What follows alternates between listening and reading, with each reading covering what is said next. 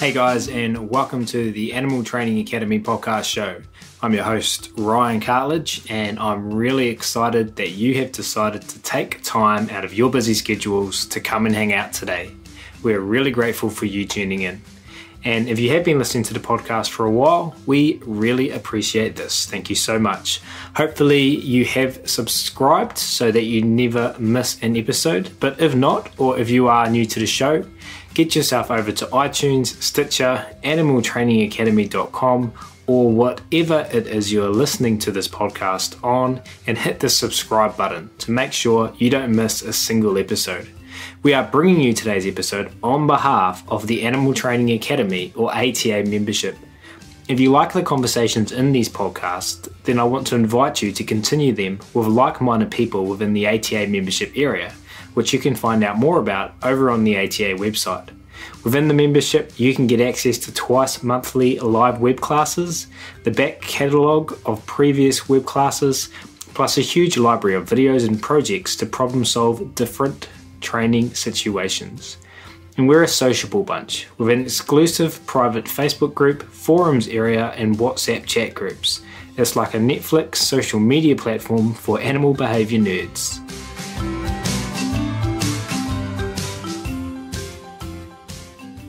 But we will get started on today's episode, where we will be talking to one Sylvia Czarnecki. Sylvia is a professional positive reinforcement-based horse trainer from Germany, working closely with both horses and their trainers via her business Motion Click since 2011. She has written 2 books, the first being specifically about trick behaviour training, and the second all about using positive reinforcement with equines. Sylvia delivers clinics, lectures, and lessons on force-free horse training, psychology, and learning theory. She also runs an online membership program for people who want to dive deeper into these subjects. Sylvia is a certified member of the International Association of Animal Behaviour Consultants, the IAABC, and the Pet Professional Guild, the PPG. Her passion is to help horses and their owners develop a trust-based, force-free partnership rooted in modern and science-based learning.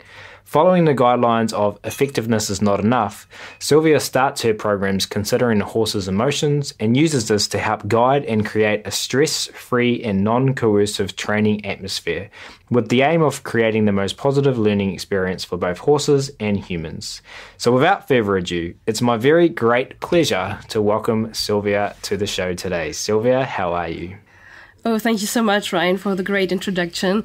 I'm very pleased to talk to you, and it's a great honor for me to join the list of all those important speakers of your podcast.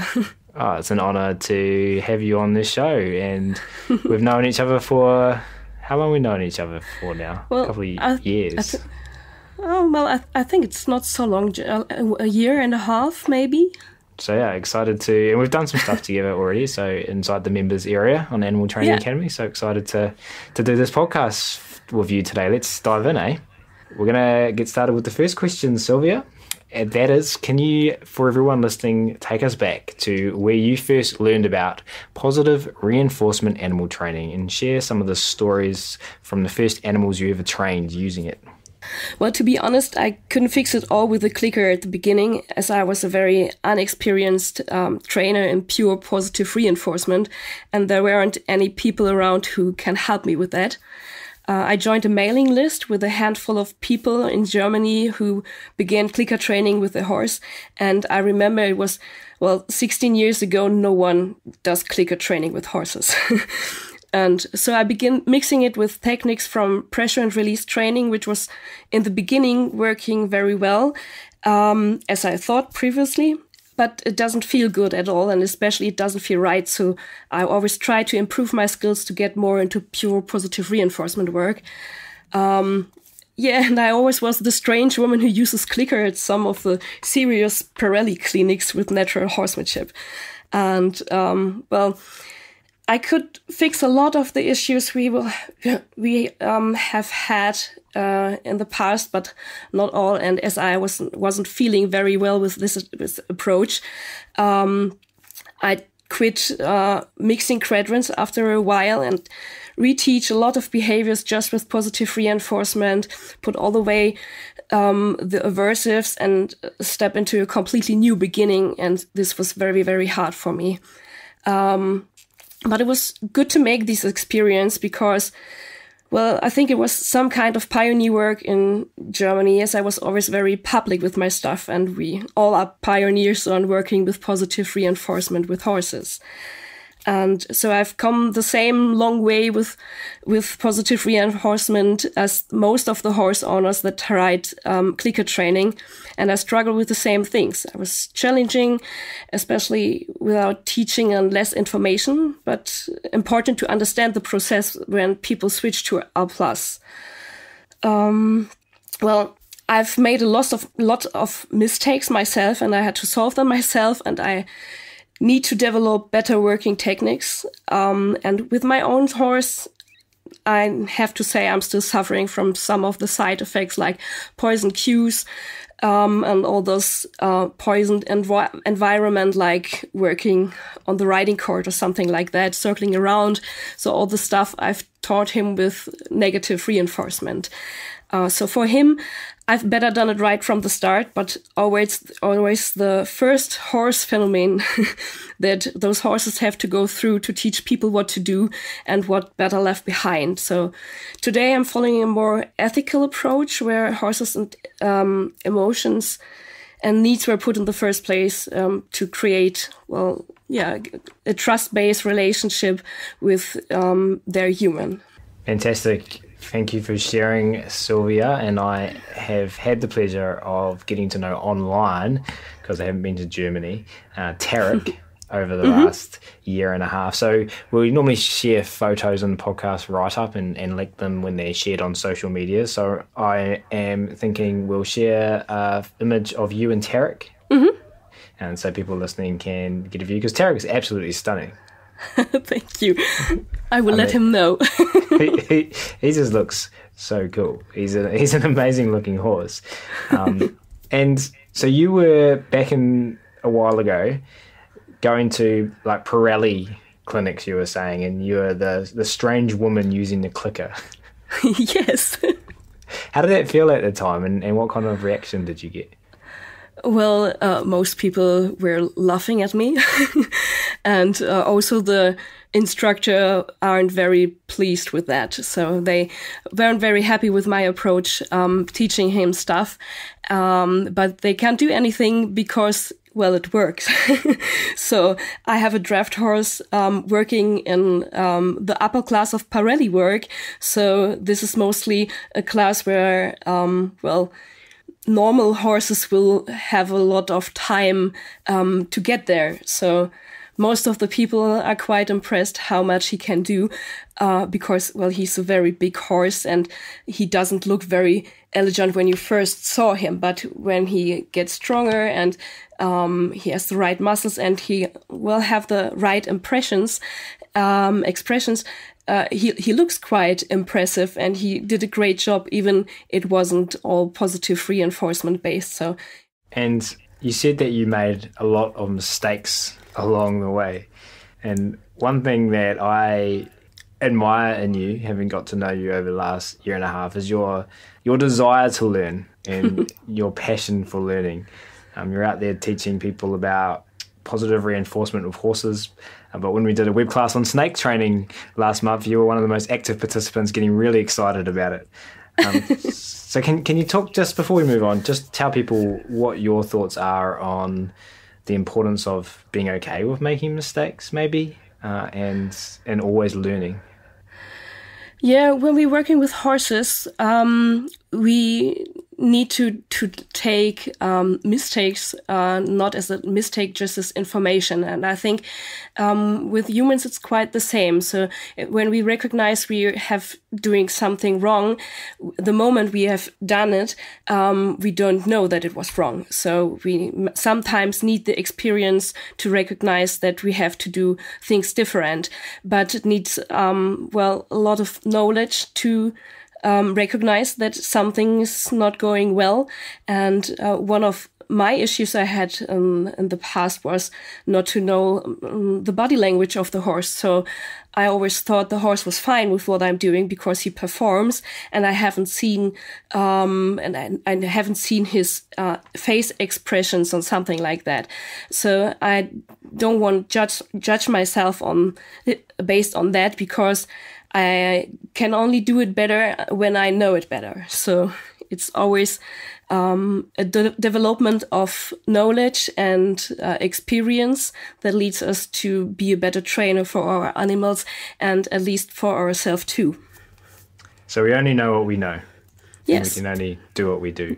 Yeah. But we should always keep learning. Right.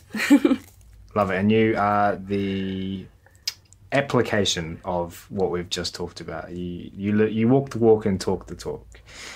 So thanks for sharing that. And I've already said this once, and I do this every podcast, but I'm going to say it again.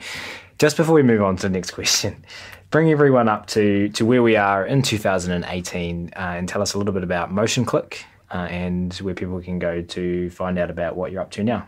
So my business Motion Click is about teaching horses and people positive reinforcement techniques. And I also run a huge blog on the website where I share information about training and horse behavior, learning theory, and also about trick training and all the other stuff people need to know when working with the horses or start positive reinforcement.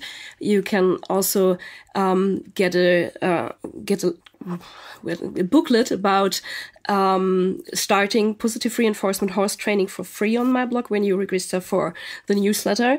And I think especially the website is a very important part of my business, because this is where it all starts. I think it was in 2001, so it's now 17 years ago. Yeah. So I'm just sharing information about trick training like I do it before, but of course on another level of knowledge. And most people come through my website to contact me as a trainer. And I'm writing a book in 2011, the first one, and then it gets bigger. And then I quit my normal day job and working as a full-time positive reinforcement trainer, which I just love to be and never want to do something else. So yeah, a lot of my business is online. Not only I'm just giving clinics in Germany and Austria, and well, of course I can go to English-talking countries. But the online membership is quite an important part, which getting bigger and bigger, because we can connect people from every area in Germany or other German-speaking countries. And I think it's important to connect people, as we are there are not many trainers in our area to teach people, and people need to know where they can go if they have questions or issues with training. And so I try to be they're a good partner for them, and also a good teacher to help them through the most important time, I think, when you switch to positive reinforcement training. So wonderful. And I love hearing about people's behavioral odyssey. So thank you very much for sharing, Sylvia. Moving forward, I would really like to get your input on, and potentially we've touched on some of this to a certain degree so far, but really love to get your input on what you think some of the challenges people face are when they're first starting out using positive reinforcement to train their horses. I think the most challenging thing is to be open-minded, as we have so many ongoing myths and outdated information in traditional horse work. And even in newer concepts, these are more based on people's belief than scientifically proved. So the first thing you need to do is trust in the science that it works. And I've spent so many times on thinking you can't do everything with positive reinforcement and blame the technique and the animal instead of working on a more ethical way and getting the knowledge to do this. So basically you can do everything with positive reinforcement. It's more than we are restrained by our own way of thinking, and we need to recover our gut feeling, which is often falsified due to our own training history.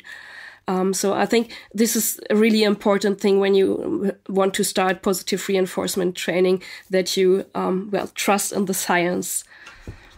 And the second thing is to spend the time to get informations about it before you start with your horse. So the first behaviors you taught the horse with positive reinforcement are very important for the future, as they are often get stuck into the animal's mind.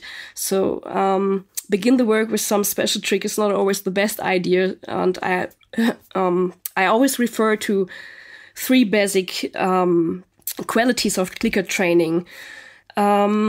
So the first thing is conditioning to a marker signal, and the second thing is polite manners, especially with food, and the second thing is relaxation. So in behavioral terms, that means teaching the horse the meaning of the marker signal, so mostly by giving them an easy exercise. You can use touching a target with its nose while having a barrier between you and the horse. So it's quite a good idea to prevent unwanted behavior and let both, so the horse and the human, feeling comfortable and safe.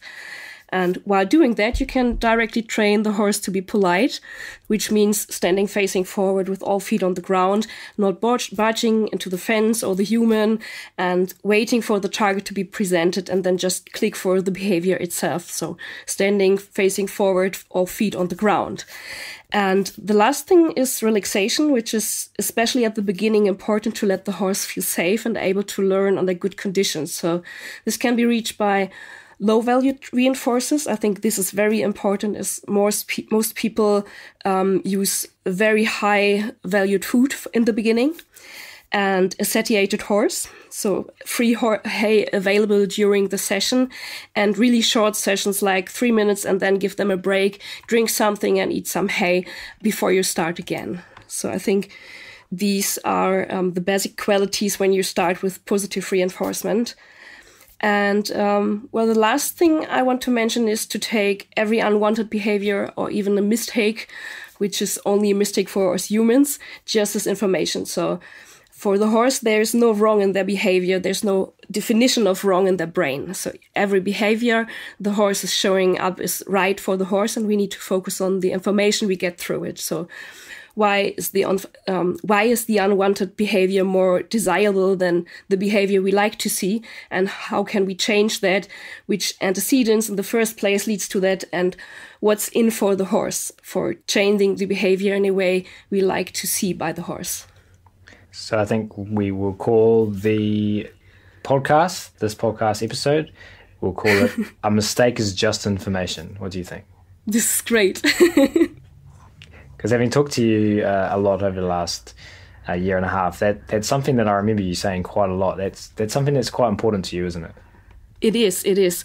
But I have to say, I think it's not developed by me. So the first time I've heard it was from one of my teachers, Katja Frey, from Germany, who is, normally a dog trainer and working with positive reinforcement.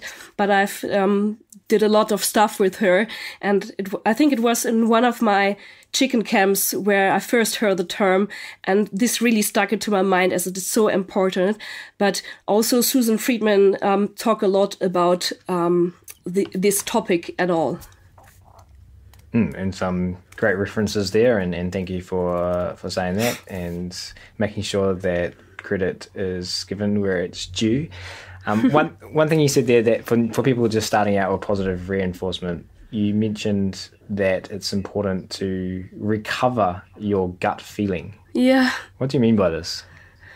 I think many things, especially punishment, is justified by our gut feeling. So I heard many people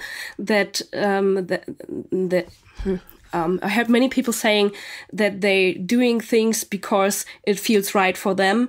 So they mostly have a wrong gut feeling developed because they strongly believe in things that are not sometimes scientifically proven. So by the traditional horsework, we will be taught that it's okay to punish the horse. And when you first, as a little child, experienced what to do with horses, when someone asks you just to hit your horse harder or to kick them in the belly, you will quite not do this in the beginning, and you will ask, why should I do that? Because it doesn't feel right.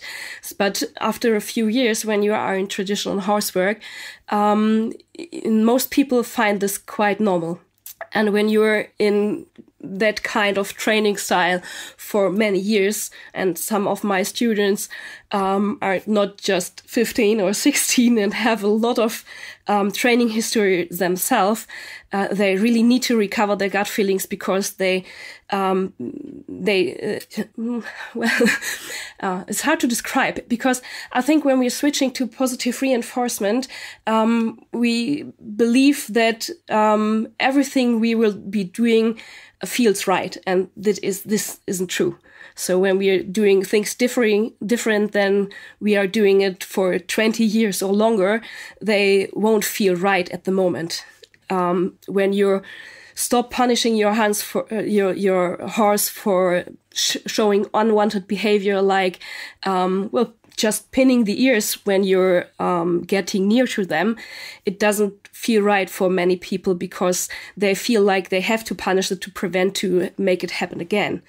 And this was what I mean by recovering your gut feelings, because I think the natural gut feeling, or the intuition we have in the beginning, is sometimes gone or falsified by our beliefs. Yeah, that's very true. And I'm sure maybe there's people listening to this podcast who are thinking about their own training right now, and the thought is, I need to recover my gut feeling. Or maybe there's people who have gone through that experience already and are just resonating with what you're saying, having experienced it themselves. Can you potentially provide any input on what to do when you're in that situation? How do we recover our gut feeling? It's a point of retraining ourselves, is it? Well, how? I think you need knowledge. And like I said in the beginning, you need to trust in the science. And it always helps to talk with other people who made this experience before. And I think what always helps is to think about the expectations we have in the past when we're thinking about horses, especially when we are a child or when we are younger.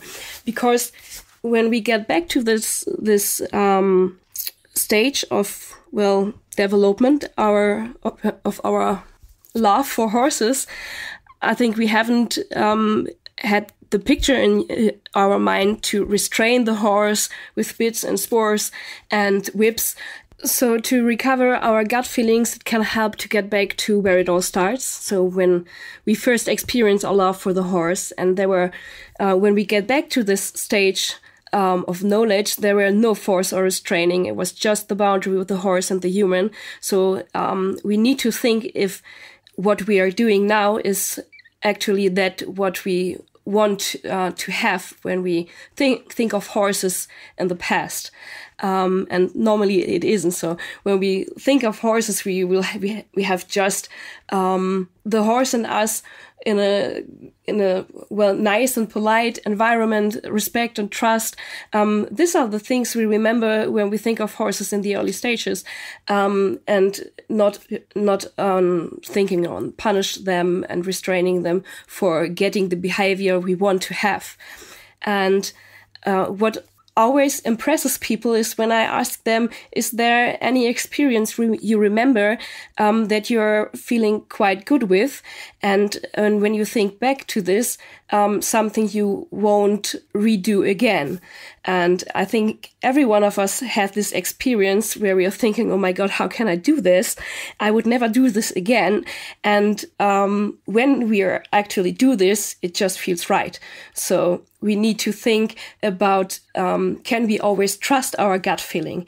And we need to think about that we are learning as the horse does too. So behaviors that were reinforced in the past often feels right for us because they were reinforced many times. But when we change our behaviors, there is no reinforcement history for new behaviors. So we need to recover all the stuff. We need to reteach ourselves, and we need to give us the time to make new experiences and watch our horses a little bit closer.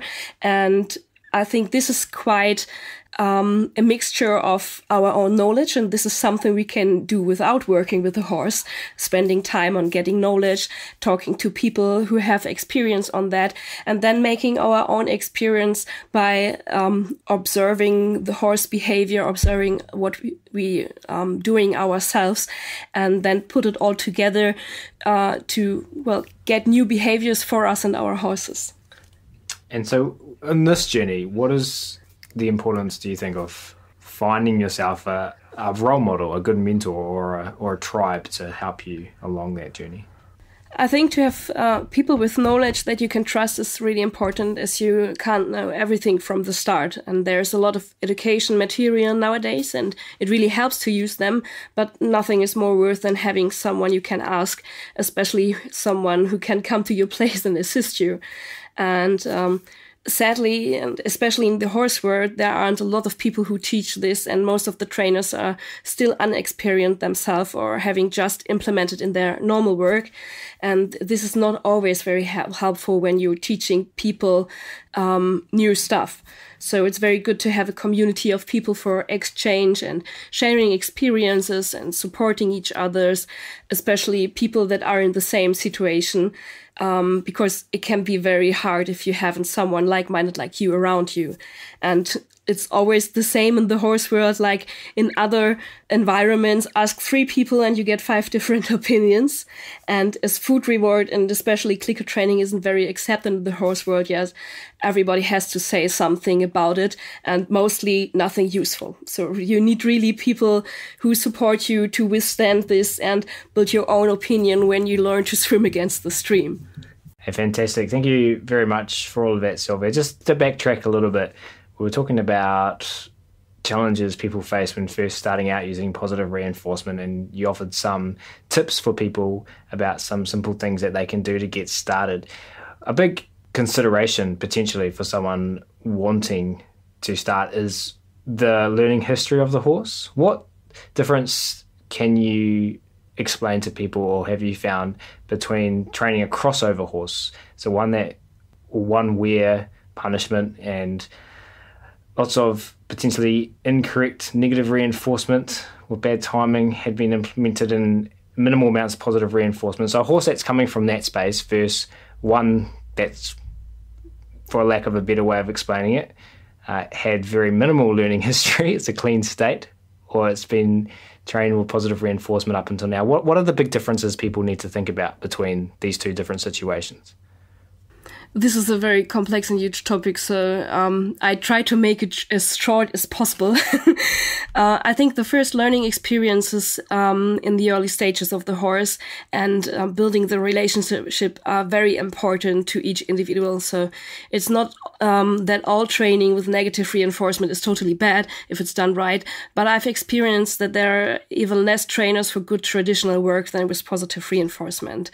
And this is, in my opinion, because they have often a different understanding of the horse and their learning and behavior. So teaching is often based on systematical punishment as a default response for unwanted behaviors. So the horse often learns to accept what happens instead of having a voice and participate in training. And I don't want to judge every approach, but it leaves the horse with a lot of unpleasant emotions, and it's quite hard to restart these horses, and sometimes it's more difficult if they were taught with a combination of negative reinforcement and food reward, as the food itself can be poison too, and put the horse in a state of anxiety. And I remember a lot of people that thought food doesn't work for my horse, and I think this is one of the issues, because food doesn't work for the horses because the food itself is poisoned. And, using punishment and reward in the same place creates more trust issues, as the horse never knows if it comes to reinforcement or punishment after a cue. And, also the human partner needs to learn and wouldn't be clear in the beginning of the responses. And this often causes a relapse into old habits and wanted or unwanted, but makes it quite difficult for the horse to trust the new approach. So it's often a very fragile construct, but depending on so many factors like the age of the horse and the amount and the strength of punishment and, well, lots of things.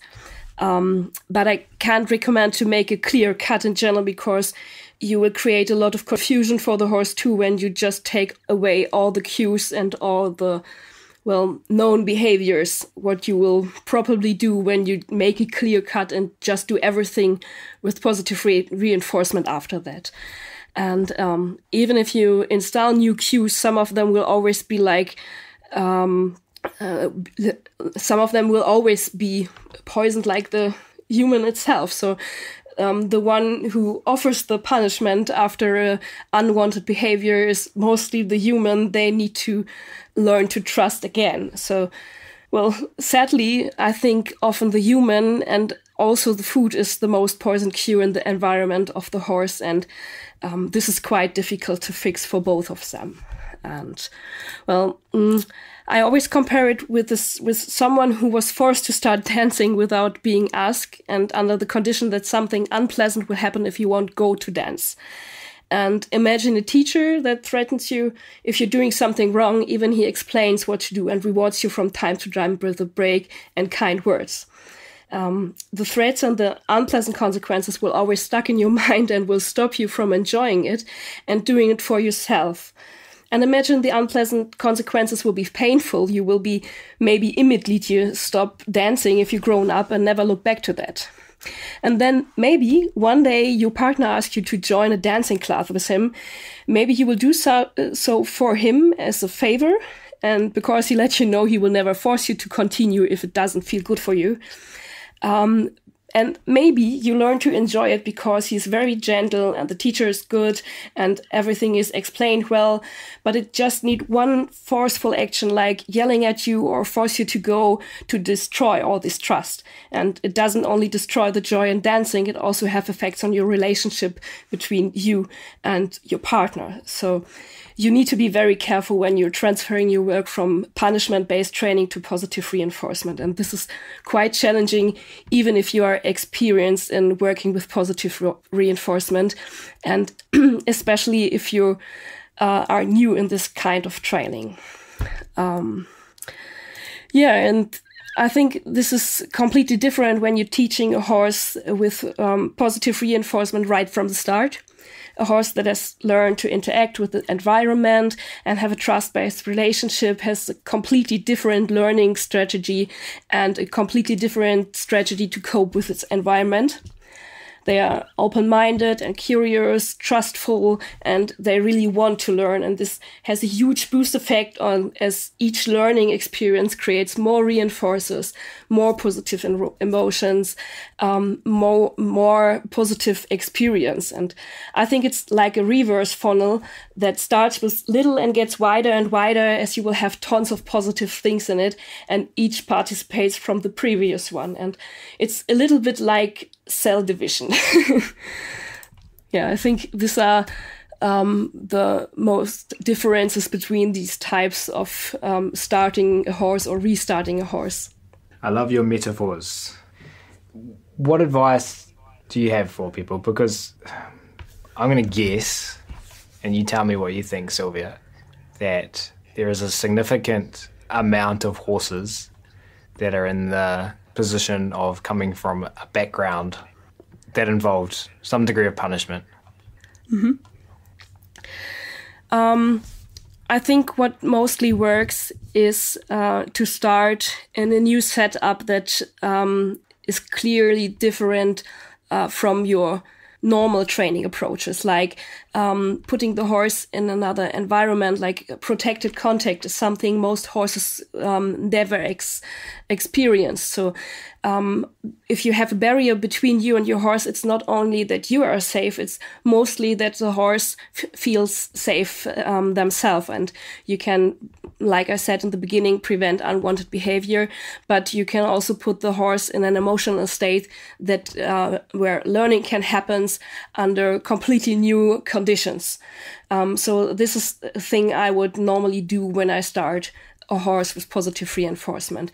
But, like scientists would say, it always depends on. So each individual needs a different approach sometimes. And especially you need to look under which circumstances horse and human can work together. So this would be different if your horse is standing in an open stable and you have lots of time and space to do whatever you want, or if you live in a strictly restrained environment like many horses in Germany would do, living in a small box of 4 to 4 meters, which is quite less space for them. I can't completely answer this question, but I think it's important to make clear when they can experience just positive reinforcement. Yeah, I think the most important thing is to make clear when you use the clicker, when you use your, I think, normal approach to work with the horse. And I also think that it can make sense to quit some of the work if it's really restraining or stressful for the horse, or you will use a lot of punishment and that. And I think another important tip is not to use punishment with food. So this is a really well-known approach to handle food anxiety or unwanted behavior with food, to punish the horse for being unpolite. And I think this is the worst thing you can do when you restart a horse that comes from normal training approaches, that you use punishment by trying to teach them polite manners. So this really needs to be clear for the horses, that no punishment, especially positive punishment, will happen in this environment, and that they are completely free to go if something is, there is something they can't cope with. So I always tend to have free hay available. And this is another reason for the barrier between me and the horse. If something is wrong, or the horse doesn't understand something, the horse is free to leave and grab a bit of hay. So this is my information that I need to think what happens in the first place and what I need to do to fix this problem for the horse. I think this is very important. Fantastic. Okay, thanks so much for that, Sylvia. We are going to move on to the next question, but there's just one more thing I really wanted to talk about, because you mentioned it a little bit earlier, and it's something that I've seen you mention in blog posts and video shares online that you share in the Animal Training Academy community and via Motion Click, and that was the value of using low value food. Yeah. Can you just, and you kind of talked about having hay available in the environment there as well. Can you just build on this a little bit, and then we'll move on to the next question?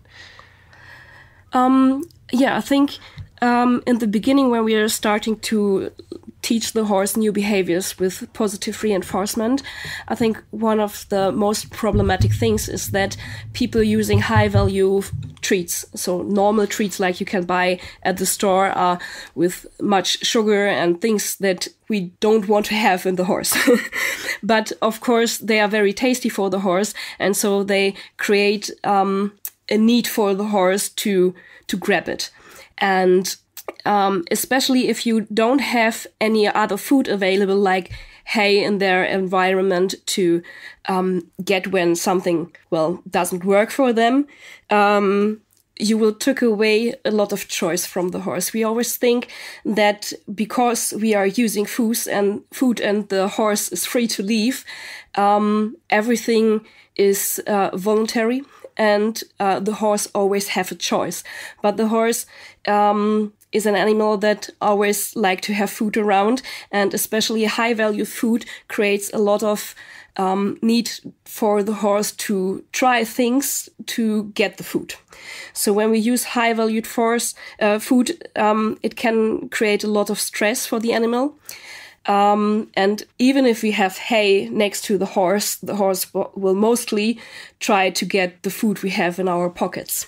So when we use low value food, we can prevent stress from the horse. We give them more choice, especially when the value of the available food and the value you use to reward the horse is not so different. So I often use hay as free available, and alfalfa or hay cobs, something like that, to reward the horse. So there's just a little bit different in the value of the food. And this helps to create relaxation, which is very important in the beginning. Yeah, I really like that. And similar to things we've discussed in the past on previous episodes, I know Chirag talked a little bit about this as well, having items available in the environment. So the dog can, well, he was talking about dogs, you're talking about horses. The dog can communicate that actually engaging with you is being chosen over the other items. And Denise Fenzi talked about this idea of choice with regards to animals being able to leave or not, because they just want what you have so much. That they might not actually be choosing to participate, if that makes sense. Does that make sense to you? Have I said that well? Absolutely. So I always try to prevent, I'm not getting the word in my mind, avoidance approach conflict. Yeah. So the horse wants something very badly, but want to avoid something too, and it puts the horse into a conflict, not to leave even if it doesn't feel good for the horse. And I think this is really a problem when people start working with positive reinforcement or just using food in their normal training sessions. Yeah, maybe that comes back to trusting your gut feeling as well. Do you think people kind of know that? Do you think that's kind of obvious, or do you think that's something that comes with experience and time? I think you need a little bit of experience for that. And well, even if you have experience, this doesn't prevent you from thinking that because you're using positive reinforcement and food reward, it has to be always a positive learning experience for the horse. And I think not because we are using positive reinforcement is always have to be a positive learning experience for the horse. We need to think a bit more deeper in that stuff, as using food or positive reinforcement is only the half of the way. Yeah, really interesting conversation, and looking forward to diving into this topic more in up and coming episodes and within the Animal Training Academy community, and with you, the listener, if we ever meet. But feel free to comment. You can go to the podcast right up on animaltrainingacademy.com and add comments in there.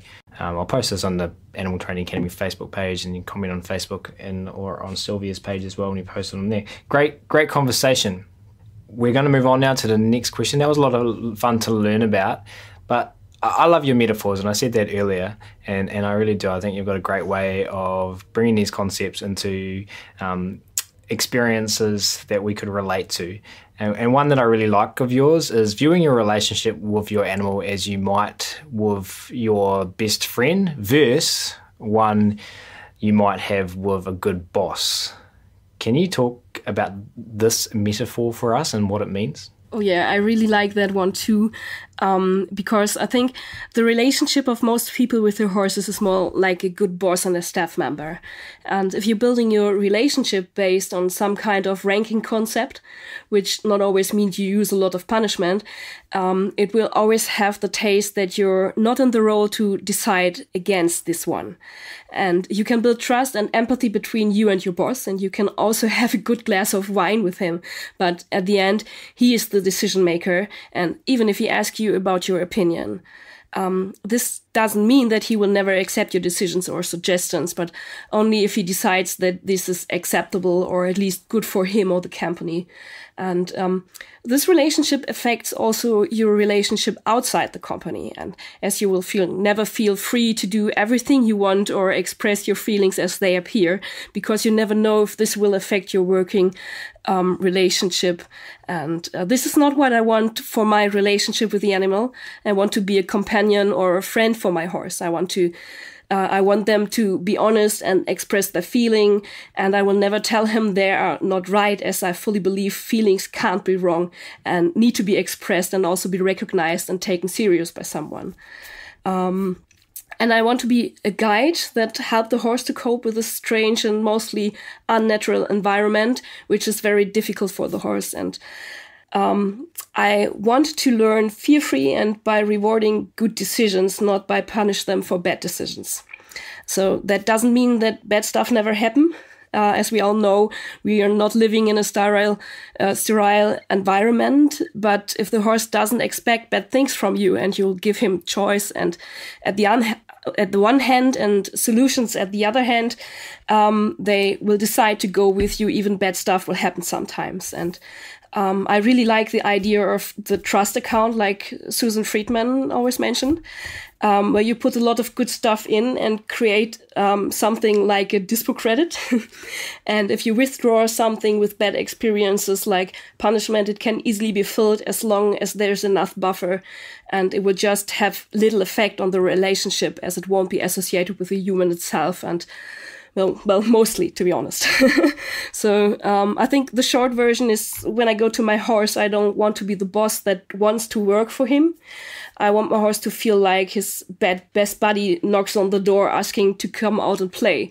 And even if he decides today is not the time to play, I will accept this without feeling bad about this, because well, we don't know what's going on in their environment 22 hours a day when we are not around. So sometimes it's just not the time to play.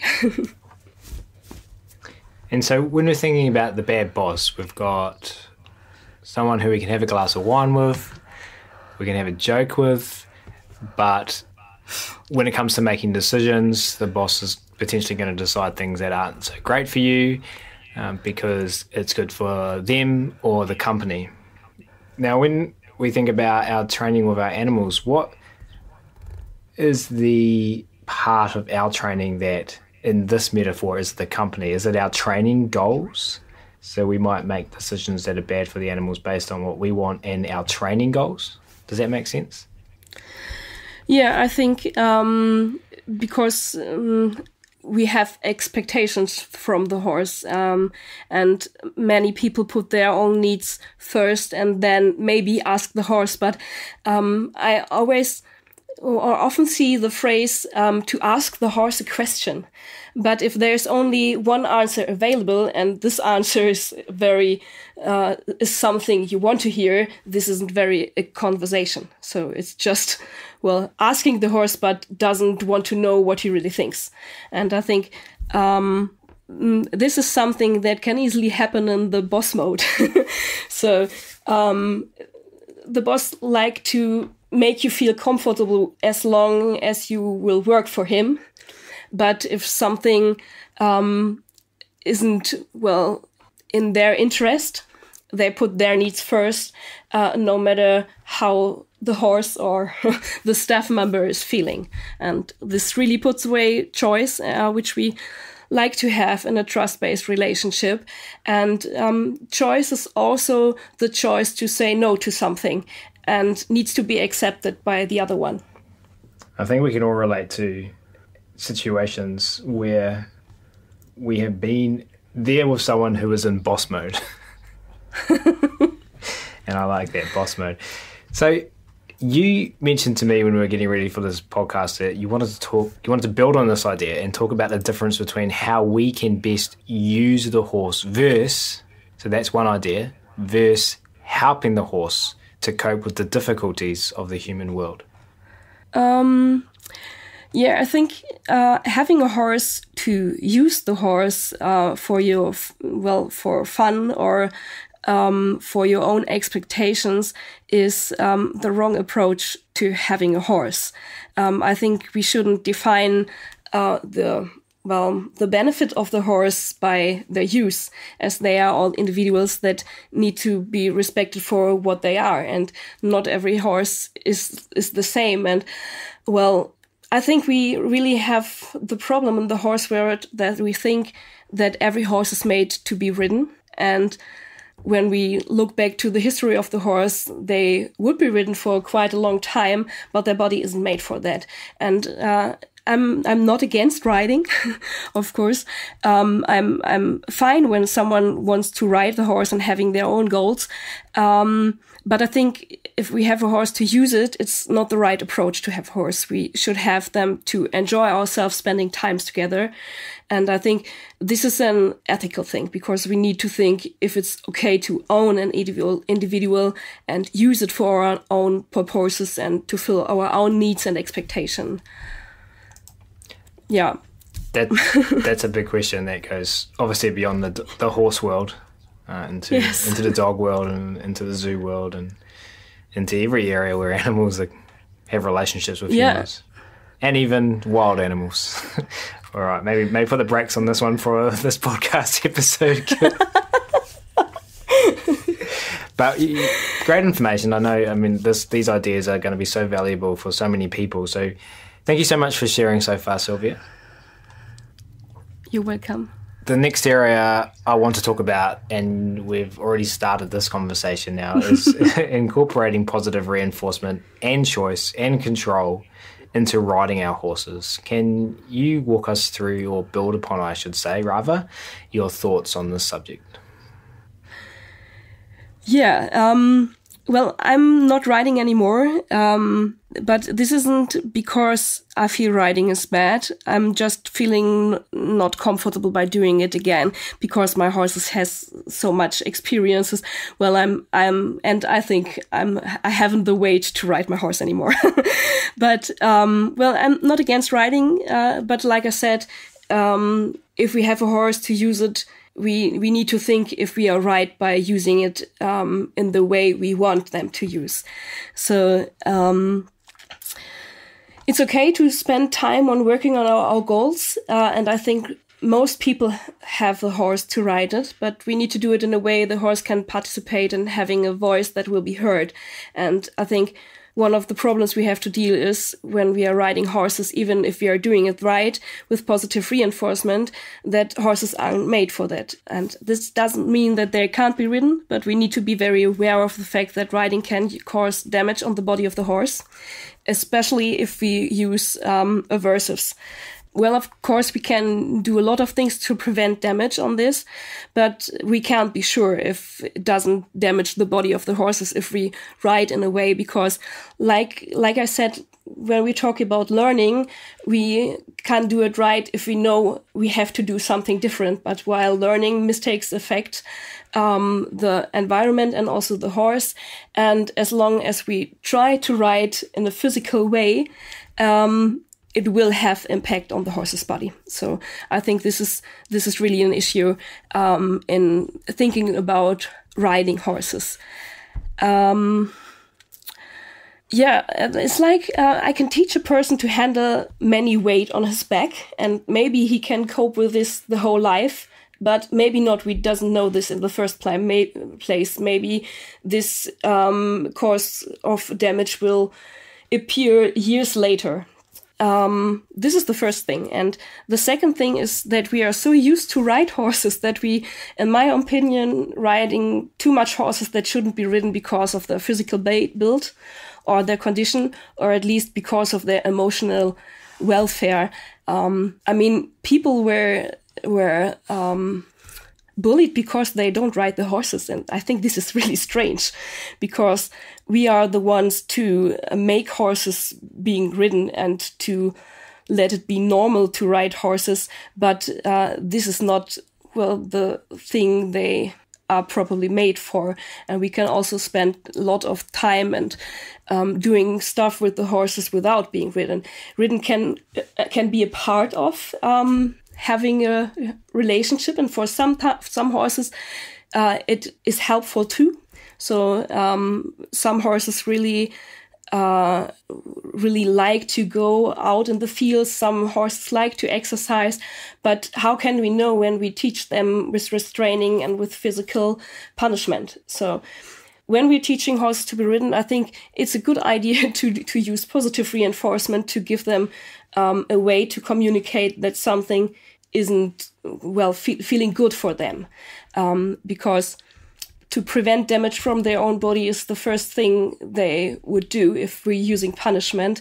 And even if we use food rewards, we can't be sure that it's in the interest of the horse, because when the horse expects punishment for not offering a behavior, it will always choose to offer the behavior instead of, having a treat at the end. So, yeah, very difficult topic. I think we can start a new podcast on that. But I think these are my important thoughts on that. So we can ride horses. I'm not against riding horses, but we need to find ways to give them a voice, because riding itself can be very restraining for the horse. So can you build on that any more about things people can potentially start to implement or start to think about, start to have conversations about? How can we offer them more choice, more control? Well, one thing is, I think really one thing is to use low-value food, but of course this is not the only way. We can teach all the behaviors from the ground with positive reinforcement and then transferring it into the saddle. This is the approach I'm mostly following when I start horses under the saddle, or assisting people to start horses under saddle. And I think you can use something like a cooperation signal or a start button, like teaching the horse to stand next to the mountain block. So when you're teaching the horse to be ridden, you first will teach them all the behaviors you like to have in the saddle.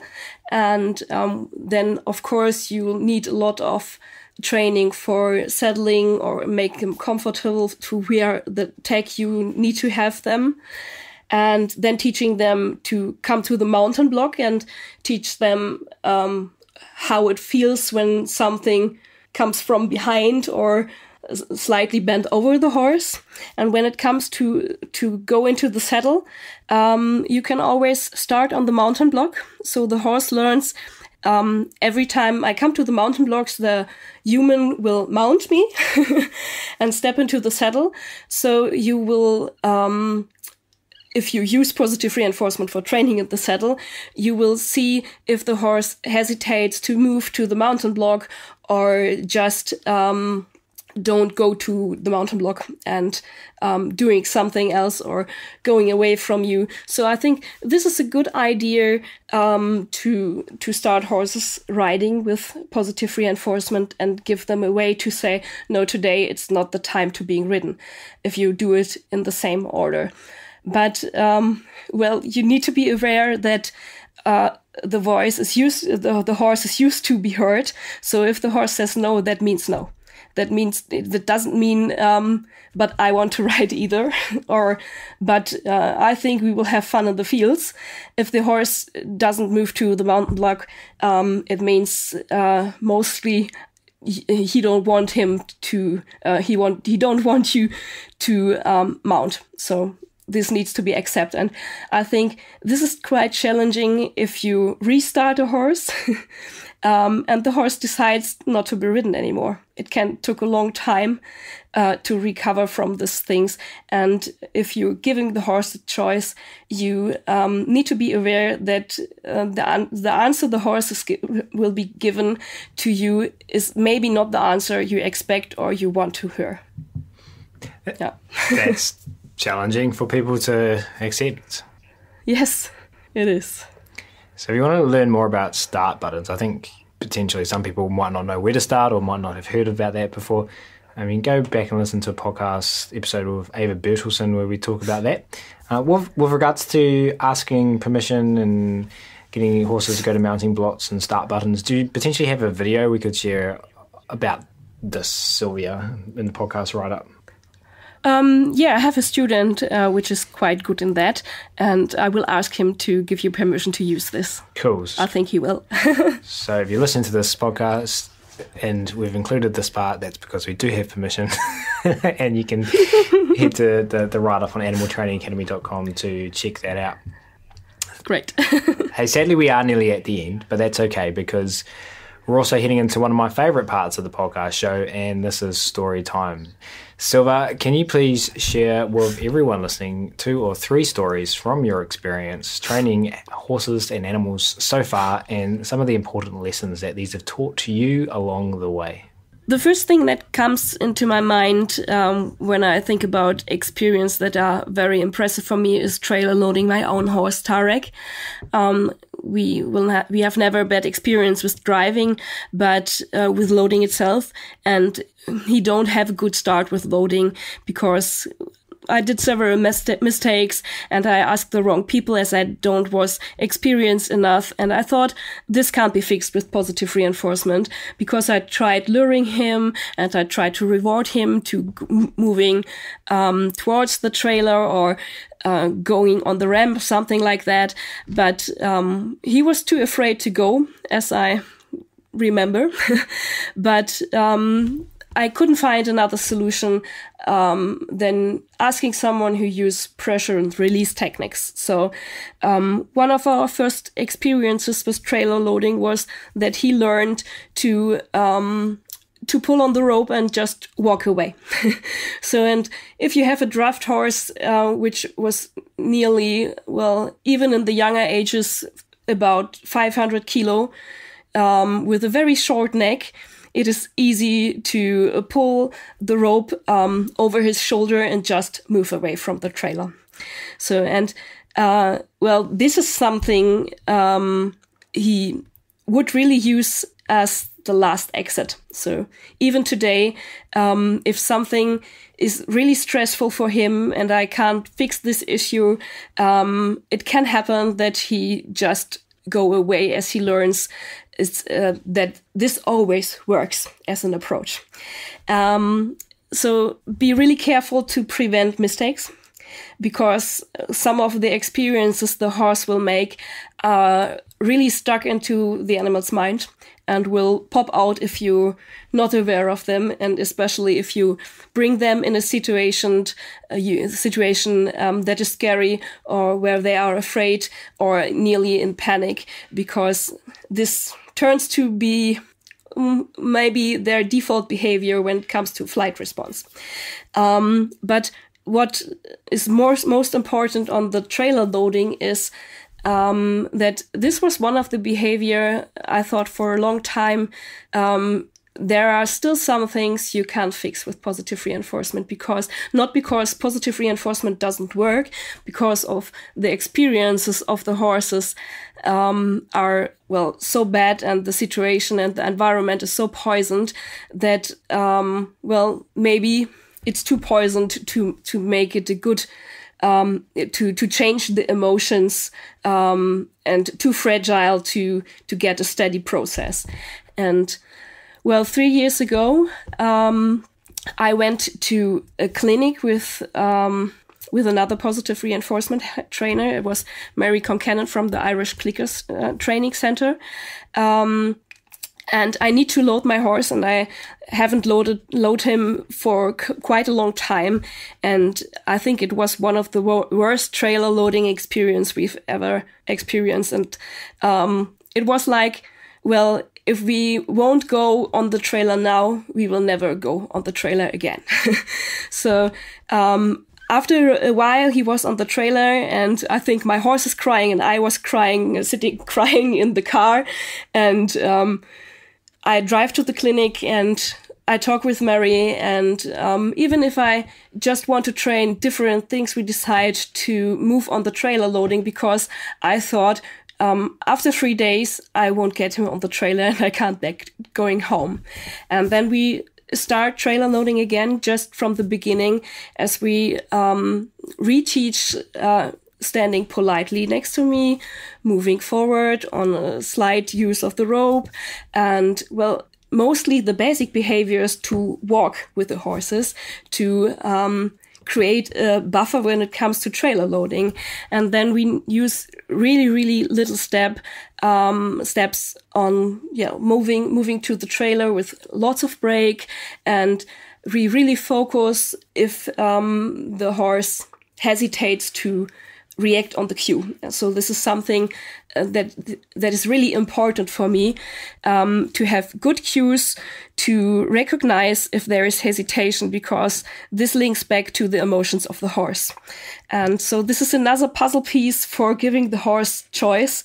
We don't always need a start button. If we have good cues, we will easily see if the horse has a problem with the behavior, because when there is no hesitation in our normal work and in a new situation, there is hesitation to react on the cue, there is something happened. So we can use this as information and just, well, go away from the trailer, doing a break, asking for easy behavior in a secure environment. And, well, it took us, I think, just 4 or 5 sessions until he was going on the trailer. And we spent not much time on that, because it was really short sessions, just about, well, 5 minutes maybe.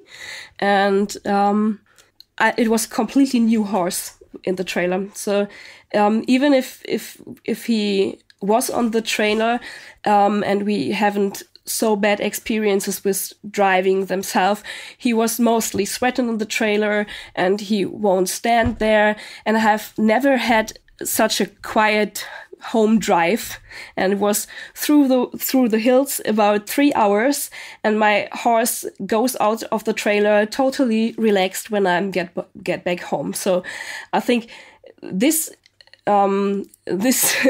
experience was very important for me, to just have the last bit of trust in the science, because after that experience I nearly think everything is possible if we just took the time to really look at the things and how they are going, how the horse is feeling, and if we at least just build it up right from the start and make a new beginning. We can change the horse's emotion due to training if we put the horse's needs first and not train for effectiveness. Yeah. So this was really, really important experience for me, to reteach my horse trailer loading. And then there is another draft horse, so also a draft horse that learns me so many things. I worked with her for many years, and when we are starting work, she only stands on her hind legs, rearing most of the time. And it was very difficult in the beginning, as she didn't know any other way to express her feelings. And she doesn't announce when she will be going up, so it was very dangerous too. And I really think if I want to handle her, because I wasn't so experienced 5 years ago. And well, the first thing I began to teach her was head lowering as a counter behavior for the rearing. So as long as the head is down, she can't rear. This was what I thought. And when I see any little irritation or even expect she could be irritated by something, I just ask her to lower the head and reward it a couple of times. And this quickly make her recognize that it's much easier and much more effective to lower the head instead of putting lots of energy in rearing. And I was quite impressed by that, because well, this is another puzzle piece of giving the horse the choice to express their feelings in a way that doesn't harm the human. To be honest, this doesn't fix our problem at all, but she as she has a lot of things to dealing with her body and mind, but it makes our communication much more easier. And I think we are reaching a different quality of communication. And she learned me another thing too. And as you see, this horse was very important for me too. And Well, sometimes my heart counts for draft horses, so maybe this is the reason why I always come to those horses. But when I think of our experiences together, sometimes it felt like we are not going anywhere and haven't reached much with her, as she wouldn't be ridden yet and still suffers with a lot of stress.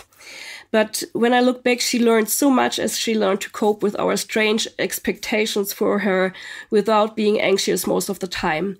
And she also can do a lot of behavior on the ground, even more as the Morse horses that are just being ridden. And we need to see what we've reached so far. And we need to accept that every horse is a study of one, like Susan Friedman says. It's not that she is weird or unnormal or something like that. She's just like she is. Many problems we have with horses are, I think, made by our own expectations, because the horse doesn't fit into our own pattern of being normal. So for some horses, just being at our word and is a lot of stress, just without teaching them any behavior. Just existing is a stressful thing for some horses. And we need to accept this. And we need to accept that there are good days and better days, and sometimes days that aren't good as others. And sometimes we need to leave it at that. We don't know what's going on in their mind. We can only see the outcome of it. And we don't know what happens the other 22 hours we aren't around them and what affects the behavior. So we need to respect each horse as an individual, and we don't need to push them to limits, which, is even possible with positive reinforcement. Yeah. I love it. And the first story, I love what you said. You basically, my interpretation anyway, was just when you thought you couldn't trust the science, you learned to trust the science. Yeah, I always thought I trust the science, but there are just some pieces of the puzzle that aren't found yet. So I think my puzzle is nearly complete, because there are always some puzzle pieces we don't recognize in the edges. And so potentially find your tribe and get help with those extra puzzle pieces. Right. Sadly, though, that does bring us now to our final question for this episode. Sylvia, could you please take us all into the future now and share with us what you would like to see happen over the next 5 to 10 years in the horse and animal training world? That's quite easy. I would like to see that people are more focused on the way they are teaching behaviors instead of being focused on the outcome. I would like to see that it's about creating and sharing positive experiences and memories and enjoying both the animal and the human, the time they spend together.